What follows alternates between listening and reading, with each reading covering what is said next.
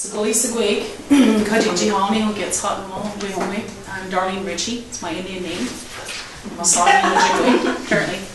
I don't remember what I said, but I do know that I reminded people about the Auditor General's report and the fact that Canada has $1 trillion of debt. And I think I challenged people to think about who's the welfare state. And I suggested that many Europeans, when they came over at the beginning of the, 16th century, kidding, when they came over, they had nothing. I reminded people that North America had been civilized as long as Europe. And that when Europeans came over here, they had annihilated Europe. And that there was this place that I saw when I was 17 years old called the Black Forest in Germany. That I couldn't believe was a forest. I'm like, what the hell? And I reminded people that we're living in a time where your Prime Minister, Stephen Harper, can brag about living in a G8 country. And I suggested that when I heard that, I had to ask Canadian citizens, what does that mean? What does it mean to live in a G8 country? And I think I reminded people that Aboriginal people in this country in Canada have conditions that are rated 74th in the world. 74th. But we don't experience that G8 privilege. And many times when I tell people about the war zone that I live in, because there's a war on Aboriginal people. It's undeclared, but there's a war. And when I tell people about the war zone I live in, so many times I get people say, why don't you move? Yeah. And they don't get it. And I challenge back and say, like, you know, and I use this analogy, and I think I used this analogy that night. I said, a woman in Indonesia, who the last time I checked, their conditions are rated 63rd in the world. Third world. She can scrape together a visa. She can scrape together the dollars to find a plane ticket to fly herself to Ottawa in Canada. And the minute that she gets off the plane, and many of you will have experienced this, the minute she gets off the plane in Ottawa and she steps her feet down on that ground, her conditions go from 63rd to 8th in the world by stepping off that plane. Now, Darlene Ritchie can scrape together, borrow probably off of Andrea,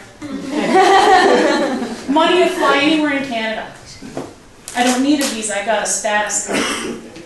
They just don't tattoo that number on our forehead. They let us carry it around in our pocket. But I could scrape together the money to fly anywhere in Canada. I could fly from London to Toronto. I could fly from Toronto to Vancouver. I could fly from Vancouver to Thunder Bay. Wherever I get off the plane, my conditions are rated 74th in the world. So I challenge those people that say, why don't you leave that war zone? Where the hell am I supposed to go? You know, and I think I challenged people back, and I talked about the gross domestic product, because I learned about it in geography. It is gross, isn't it? No. I learned all about it in geography, and I learned about the other side of it from my mother, who talked to us about this earth being our mother, and that moon being our oldest grandmother, the moon. And that this mother, the earth, she supports our feet as we walk upon her, and that she carries the burdens with us. And that we're connected to her. In fact, my mother made sure that when she birthed me, when she carried me from that sky world to this earth, and that umbilical cord that connected me to her in this world in that time that I was forming so I could walk here, she took that cord when it fell off and she put it back into the earth. And as a demonstration, did that ceremony to connect me to this earth from the sky. That's what she told me. She talked about me. She said, if you want to, don't ever follow the example of a man. You want to be like anything, be like a tree.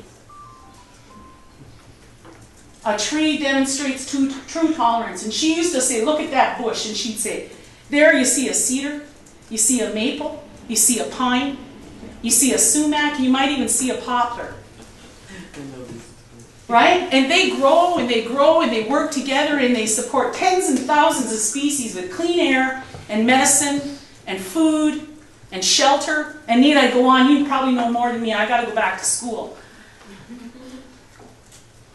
And they do it without complaint. And they do it without taking over on each other. It's true tolerance that they demonstrate. That each of them have a strength, and each of them have a way, and each of them have a medicine, and each of them have a skill that they can contribute to creation. But do they take over on each other? No. My mother would say, you look, that cedar, he never becomes a pine. And that pine, he never becomes a sumac.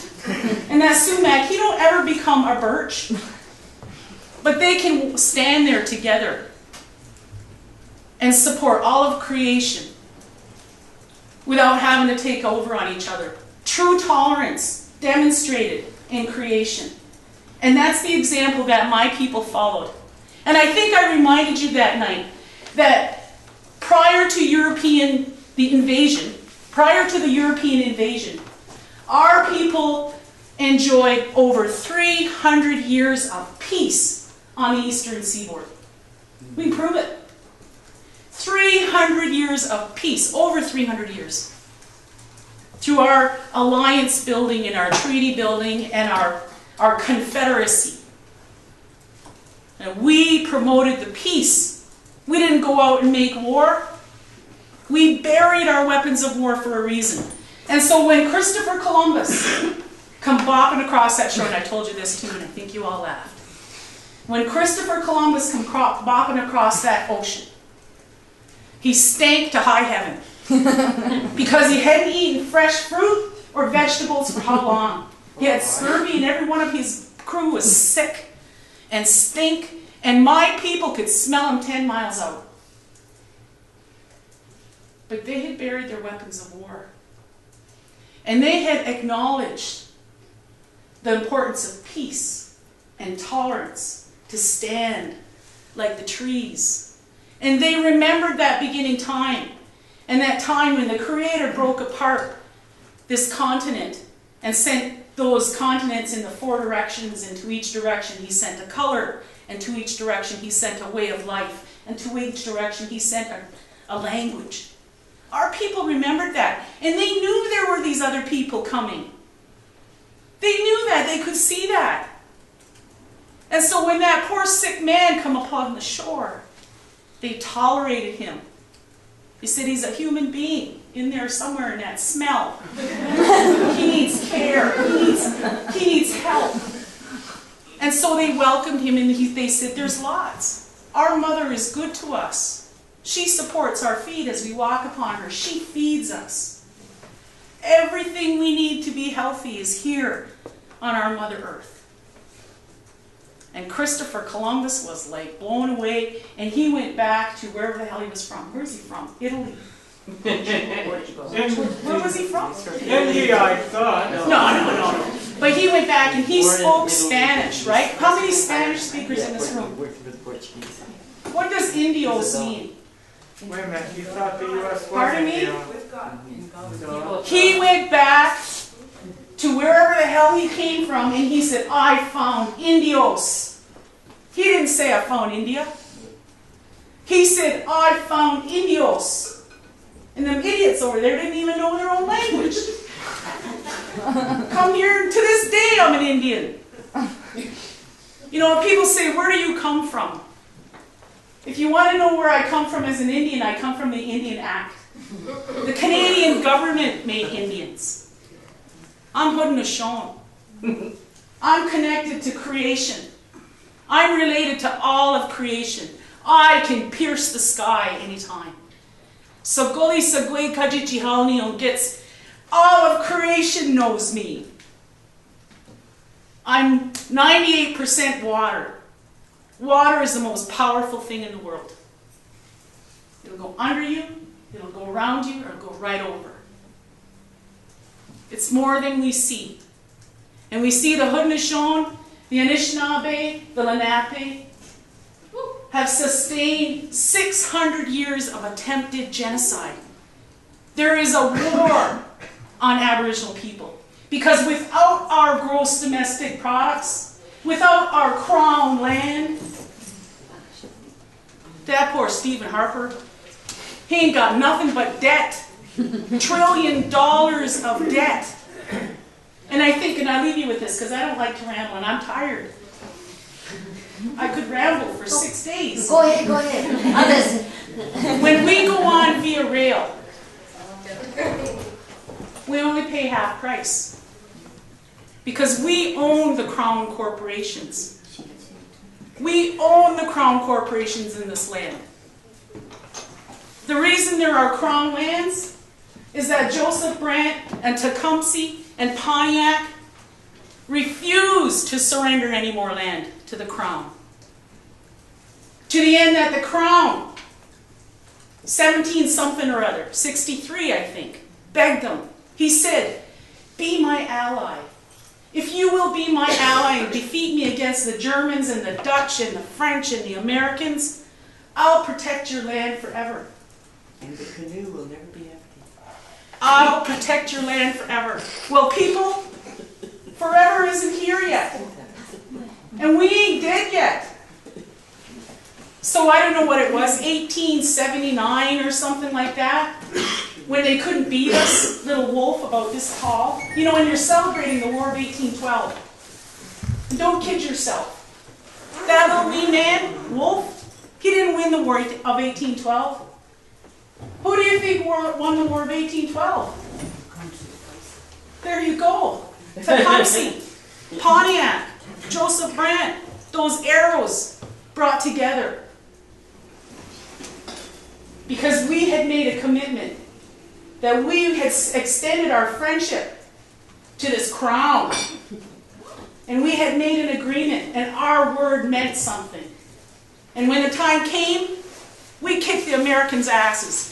And if it weren't for that War of 1812 and the Haudenosaunee and the Anishinaabe and the Lenape, who stood with that little wee guy Wolf, about this tall, you'd now be sitting in the United States of America.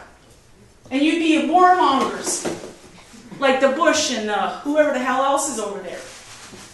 And you'd be feeding a war machine.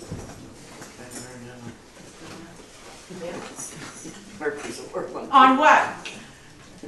Yet our people, the inherent owners of that crown land, the people that it was protected for, we have conditions that are rated 74th in the world. And there's a war on us.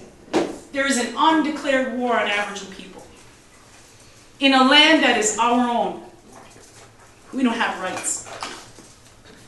But we ain't dead yet. And you're going to see, and what I think the last thing I left people with was that we're in this together. We breathe the same air. We drink the same water. Our food comes from the same place. And the Haudenosaunee and the Anishinaabe and the Lenape in this country are in good company with the polar bears and the spotted turtles and the eagle who are on their way back. Our population, 56% of our population is under the age of 27. Whoop. We don't need fertility drugs. The province of Ontario is considering funding fertility treatments through OHIP because white guys ain't having no babies. We're in good company, those Haudenosaunee people. And I think what I left you with is, you know what? You don't need to worry about us. We know who we are. We're connected to all of creation. You need to worry about yourself. Because we're the canaries in the mine. We've sustained ourselves. We've endured residential school. We've endured the 60s scoop. And now the new millennium scoop. And we're still here. We're still strong. We can still pierce the sky. We're on a first name basis with Tecumseh. Last night we did our community feast and we feasted our ancestors and we directly fed Geronimo. That's who we're connected to. So, Stephen Harper, look out.